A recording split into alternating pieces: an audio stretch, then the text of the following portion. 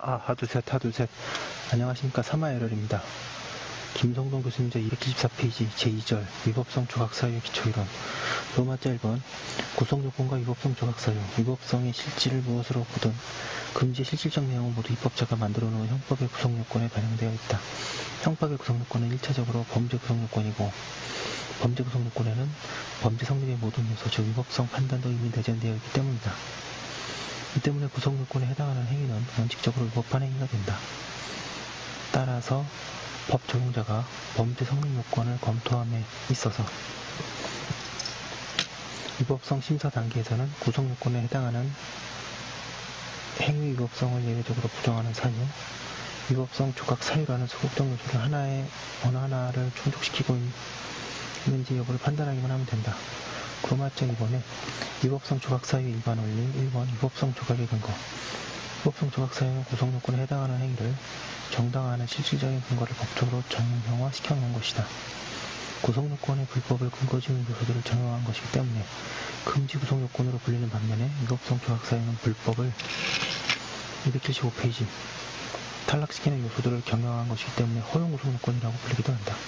금지 구성요건을 만든 원리인 위법성의 실질이 무엇인가 하는 물음에 답하는 견해들이 규범 위반설과 법익침해설 등으로 나타났듯이 허용 구성요건을 만든 원리인 정당화의 근거가 무엇인가 하는 물음에 해답을 찾으려는 시도도 다양하게 등장하였다. 이러한 다양한 시도들은 크게 이론론과 다원론으로 분류될 수 있다. 이번에 이론론과 다원론. 양가로 1번 이론론. 모든 위법성 조각사유에 공통되는 정당화의 원리가 있다는 입장이다. 이에는 다시 목적설과 이익형량설이 있다. 방가로 1번 목적설. 구성요건에 해당하는 행위라도 그 행위가 정당한 목적을 실현하기 위한 상당한 수단으로 행하여졌다는 것이라고 판단되는 경우에는 법질서에 반하는 성질이 제거된다고 보는 견해이다.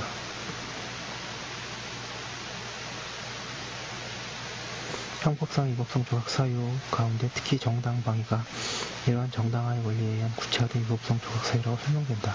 그러나 목적설은 불법의 본질과 관련하여 행위 반가치 일방적인 강조점을 두고 있는 태도로서 결과 반가치적 측면을 고려하지 않은 점에서 한계가 있는 것으로 지적되고 있다. 더 나아가 목적설은 무엇이 정당한 목적이고 어떤 것이 상당한 수단인지에 관해서는 더 이상 구체화된 내용을 제시하지도 않고 있다. 방가로 이번에 이익형량설. 구성요건에 해당하는 행위라도 그 행위를 통해 침해되는 이익보다 본질적으로 더 큰 이익이 보호되는 결과를 만들어내는 경우에는 더 이상 위법성이 인정되는 행위가 아니라고 보는 견해이다. 형법의 긴급피난의 이익형량설이 내세운 우월한 이익의 원칙에 의해 구체화된 위법성 조각사유라고 설명되고 있다.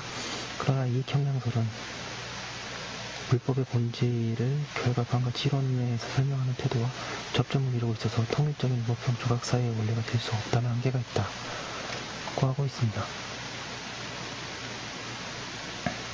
양가로 이번에 다원론. 다양한 위법성 조각 사유의 정당화 원리를 하나로 묶기는 어렵기 때문에 정당화 원리는 개별 위법성 조각 사유에 따라 달라질 수밖에 없다고 설명하는 입장이다. 여기에는 다시 이원설과 개별설이 있다. 방가로 1번의 이원설. 피해자의 승낙과 추정적 승낙이라는 위법성 조각 사유는 피해자가 법익을 포기한 것이기 때문에 보호할 법익이 없다는 이익흠변의 원칙으로 설명하고 그 밖에 다른 위법성 조각 사유는 우월적 이익의 원칙으로 설명하는 견해이다. 276페이지. 이 견해 역시 불법의 본질을 결과 반가치적 요소만으로 설명하는 태도와 결부되어 있는 한계를 가지고 있다. 방가로 이번에 개별화설.